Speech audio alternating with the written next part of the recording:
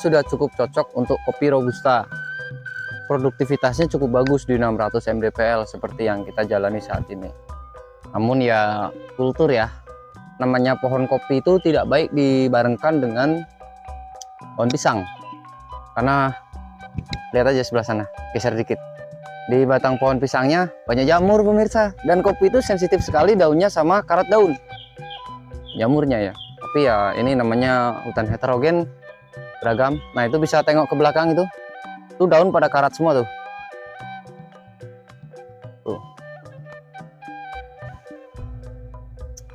Sini cengkeh bagus, kopi bagus.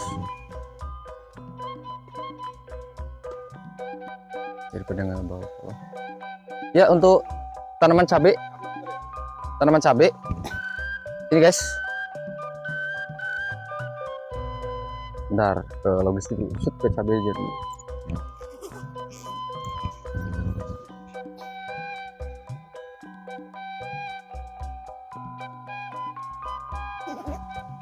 Ya, untuk tanaman cabai ini ya kebanyakan hama lelembut. Ini buktinya ini di, nah daunnya kena jamur sama bakteri.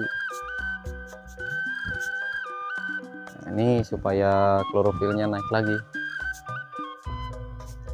Dalam waktu singkat nanti dia bisa, nih yang kuning nih, kita tembak, kita cek tuh warnanya, perhatiin gimana perubahannya.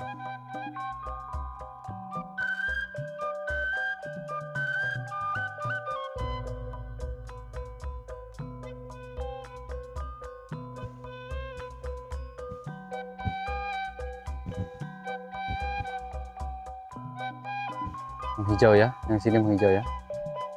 Nah ini tandanya karat. Iya, cabai di sini tuh panjang-panjang banget ya. Pengaruh sinar ya. Sinarnya kurang ini, intensitas cahayanya. Ya, ini juntai daun itu buang aja. Nah, udah, yuk ini checking ini nih. Ini banyak sekali bakteri-bakteri pengganggu daun karena kelembabannya tinggi banget. Tapi saya ngomong-ngomong ngap pemirsa.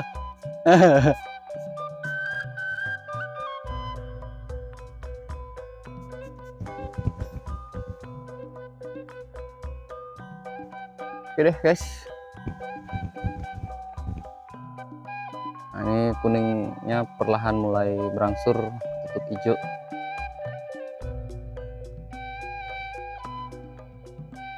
Asik ya.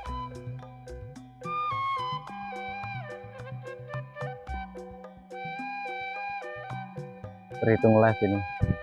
Yaudah yuk. Ini Pak cabai di sini kan panjang-panjang nih batangnya. Alpukat itu waktunya berbuah belum?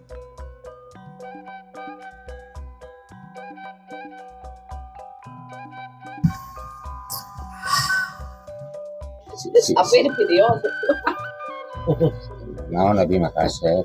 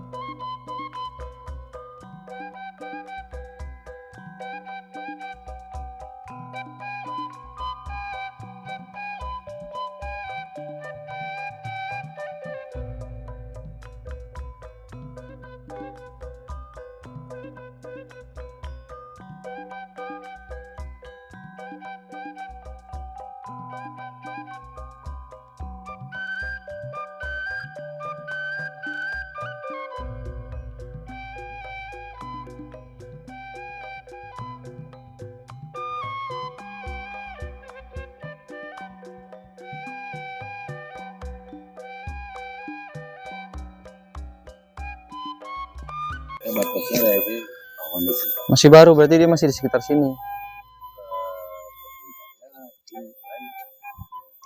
Jadi ini tanda kehidupan habitat sini.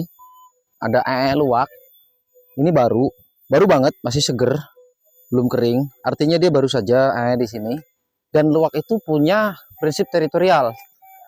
Jadi luwak itu tidak akan pergi jauh-jauh dari tempat WC-nya dia. Itu sebagai penanda wilayah kalau luwak itu. Jadi dia masih ada sekitar sini, belum jauh. Tapi biasanya dia nokturnal. Ya, makan tuh malam. Ini masih basah ini. Di sini tuh bisa untuk bikin kopi luwak tuh bisa. Hanya karena tanaman kopinya nggak ada, jadi nggak ada hasilnya. Ini ya tanahnya, Beh. Ayo Bapak Owner, lambaikan tangan pada pemirsa. Pada betah, pada punya rumah di sini, penghuni gunung ini untuk Pak Profesor. Ini daun yang kita semprot tadi, perubahannya drastis ya. Udah keluar gurat-gurat ininya nih. Ibarat kata orang habis makan, membuluh nadinya tuh, ototnya pada keluar. Ya kelihatan kan urat-urat daunnya nih. Jaringan phloem. Ini yang tadi pucat banget tuh. Memang udah waktunya mati. Udah tuir. Tapi kan kita bisa lihat ya. Nah, ini tadi spot yang kita semprot. Ini kerusakan sih kalau sini. Terus sekelilingnya udah mulai menghijau. Ini kalau kita rutin lakukan aplikasi, bisa mengurangi dampak virus sama bakteri sama jamur. Bisa mengembalikan kesehatan kesuburan tanaman.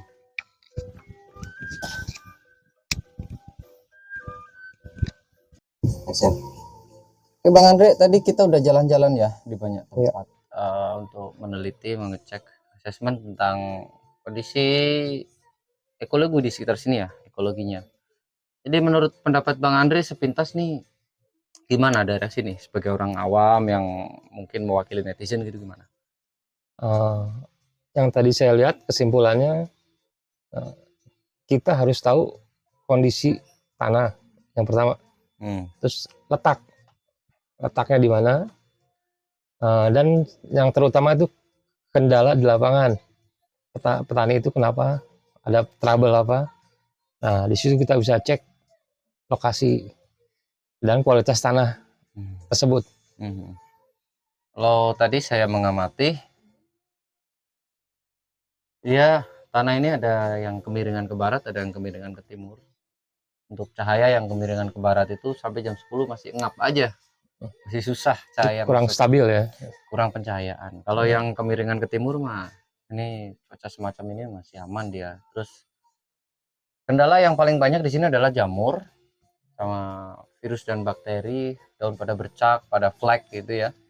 Batang-batang pisang juga banyak jamurnya karena faktor kelembapan tanah tadi. Terus yang kedua, kondisi air tadi pH-nya cukup tinggi di atas 7 untuk ukuran apa ya, untuk ukuran umum.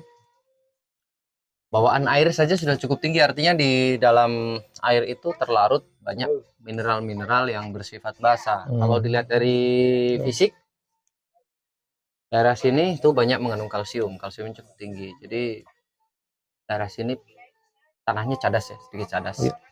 Dia membutuhkan banyak hara mikro dan asam-asam amino untuk menyetabilkan tumbuh kembang tanaman, karena tanaman itu tidak bisa tumbuh dengan kondisi pH yang tidak stabil, tidak normal lah. Dia akan condong tinggi. Untuk kayu-kayuan di sini bagus karena kadar kalsiumnya tinggi. Terus lebih profit kayu ya. Lebih cocok. Terus untuk tanaman buah tadi saya lihat palawija, sayur gitu ya. Mereka lebih condong otiolasi. Otiolasi itu terlalu tinggi. Batang mudanya lebih panjang. Ngejar matahari. Pantes jarang bagus buah ini ya. Ya karena itu haranya banyak yang makro. Tapi kondisi tanahnya itu karena terikat. Mineral-mineral itu terikat sama si kalsium tadi, kekunci. Terus mineral yang ada udah dimakan, udah diserap. Sisanya tinggal tulangnya doang. Dagingnya udah habis. Nanti kita harus tambahkan lagi unsur hara. Kompleks lebih banyak lagi, hara makro, mikro. Jadi kita perbaikilah. Banyak nanti yang kita siapkan. Salah satunya kita siapkan kompos kandang. sama sekam padi untuk memperbaiki tekstur tanah dan komposisi tanahnya. Yang kedua, kita nanti masukkan enzim-enzim dan nutrisi-nutrisi yang cepat diserap oleh tanaman. Jadi nanti kita akan perbaiki banyak hal, termasuk dengan kesehatan lingkungan, kebersihan dari gulma juga, terus homogensi, keseragaman tanaman juga. Ini terlalu banyak tanaman yang bervariasi, jadi kurang bisa produktif ya. Cuman ya nanti bagaimana ownernya aja, kita hanya sekedar memberikan saran kayak gitu. Sampai sejauh ini sih kita punya PR untuk perbaikan tekstur tanah, unsur hara tanah ya, sama kondisi fisik tanah seperti itu. Secara fisika, kimia, dan biologi. Dan penduduk setempat masih awam ya, awam ya seperti itu. Makan dia masih belajar otodidak dia. Ya. Nanam apa. Ya. Jadi nanti kalau dari 1 sampai 10 nilai tanah di sini itu tergolong cukup rendah, di sekitar 6 sampai 7. Kalau untuk ekosistemnya secara umum dia udah di angka 8, udah cukup bagus. Karena airnya banyak melimpah, hanya tinggal pengkondisian saja. Seperti itu. Jadi garis besarnya kita perlu banyak melakukan perbaikan kimia tanah terutama. Seperti itu saja. Bang Andre mau menambahkan apa pengalaman tadi di jalan? Paling kita itu aja, lebih banyak sosialisasi dulu ke warga, karena warga sekitar masih awam mengenai cara tanam. Mereka belajar dari turun-temurun ya, otodidak katanya kan. Dilihat dari kondisi jagung tadi ya. Nah, iya. Ya, kita sih bukan mau mendiskreditkan pola tanam di sini, tapi dari penampakan hasil kinerja itu menunjukkan bahwa terjadi ketidaksamaan nutrisi antara satu tanaman dengan yang lain. Ya kayak gitu ya. Karena itu kita harus banyak melakukan perbaikan tanah. Humus itu perlu banyak banget.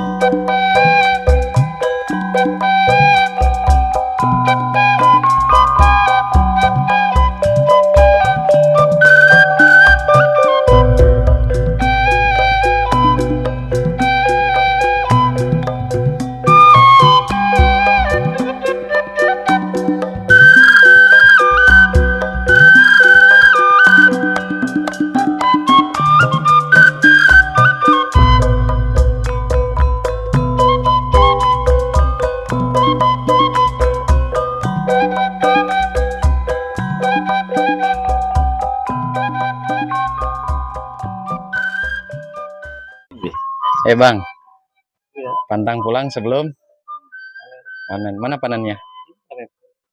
Berarti udah boleh pulang ya? Apa panen nih? Ada apa? Jijai. Memang kan ini ya Pak, kan untuk kesempatan ini pernah banyak juga gitu yang kita banyak juga lah seperti ini kan organik ya? Iya. Sistemnya organik. Punya namanya peta. Anggota peta itu dia produk seperti ini juga organik. Cuman dia bahan bakunya kebanyakan dari kencing air kelinci. Ya. Saya mau tanya ini masuknya harganya berapa gitu? Oh gitu. Gini, sebelum kita bicara harga, nanti kan lahan ladang sebelah ini kan mau kita jadikan penelitian. Itu sudah ada jagung yang tumbuh lebih dulu, Pak. Kondisinya seperti itu. Rata-rata jagung di sini tinggi rendah, tinggi rendah. Nah, nanti kalau ini kita aplikasi dengan rutin di sini, kita bisa buktikan. Yang sudah-sudah itu, jagung itu bisa rata tumbuhnya. Keluar bunga bisa serentak. Tingginya bisa sama. Dan bisa selaras lah gedenya, ukurannya daun juga. Nah, di sini bahan bakunya ini tidak mengandung limbah atau tidak mengandung urin ya. Semua dari buah-buahan, semua dari alam, nabati. Untuk harga eceran tertinggi kita di 150. Gini. Ya, harga eceran tertinggi. Nanti pun kalau misalkan kita promosi ya kita ada diskon, kita kurangi harga untuk harga diskon. Misalnya kita tolak 150.000 konsumen. Ini buat berapa hektar? Gitu? Ini untuk dimaksimalkan 1 hektar bisa. Dimaksimalkan 1 hektar bisa. Tapi kalau mau hasilnya lebih nyata, lebih kuat, itu di 3/4 hektar atau 6.000 meter.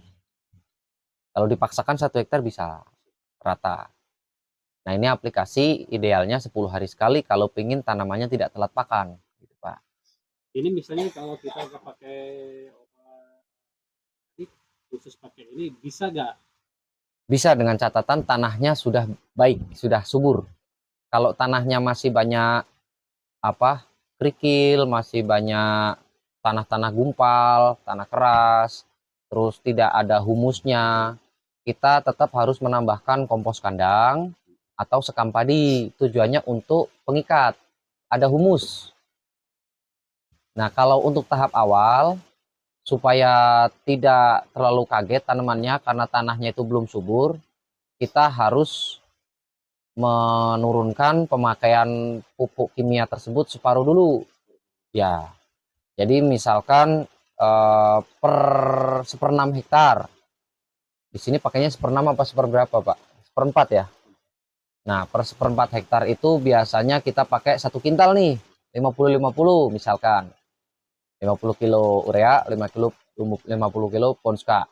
Nah, masing-masing itu kita kurangin. Jadi kita hanya perlu campuran keduanya cukup 50 kilo.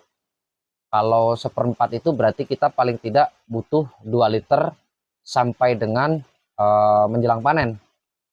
Untuk aplikasinya 10 hari sekali.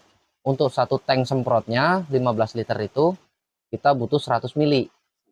Ya, berarti ini 1 liter bisa untuk 10 tank. 10 tank, kalau satu aplikasi 3 tank, berarti ini bisa 3 kali aplikasi. Bisa 3 kali aplikasi. Terus kalau mau buat 2 petak kan 1/4 itu kan kita bagi 2. 2 petak, berarti kita butuh 2 liter. Itu bisa dapat aplikasi 3 kali untuk 1 liter. 3 kali aplikasi, masa awal, pertengahan, sampai menjelang pengisian. Jadi memasarkan produk ini sebenarnya kuncinya satu, kita pernah praktek. Gitu. Yang kedua, kita lihat Kita hasil. buktikan dulu. Ya, kita lihat hasil dengan mata kepala kita udah yakin, kita mau cerita dengan harga berapapun kita udah pede. Iya. Nah, manfaat produk yang tertulis di situ benar atau tidak? Iya.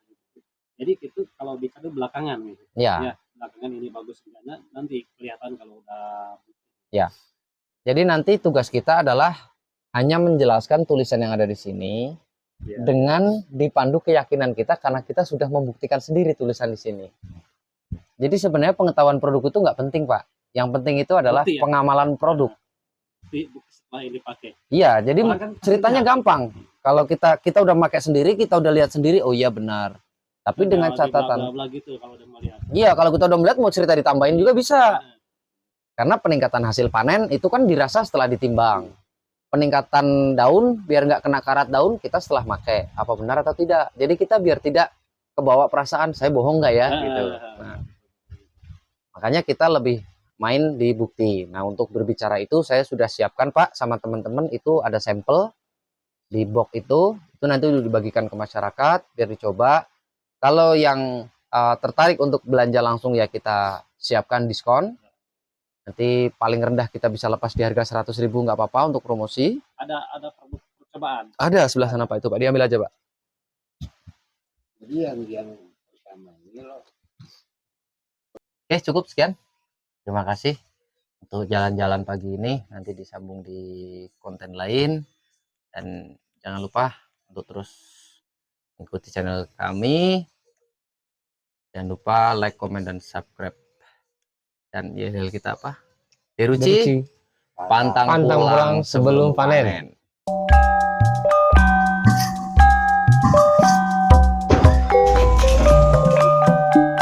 Sampai jumpa lain waktu di Desa Cipurut, Kecamatan Cirangas, Kabupaten Sukabumi. Sampai jumpa lagi, sampai bertemu lagi di Desa Cipurut, Kecamatan Cirengas, Kabupaten Sukabumi. Next time kita ketemu lagi.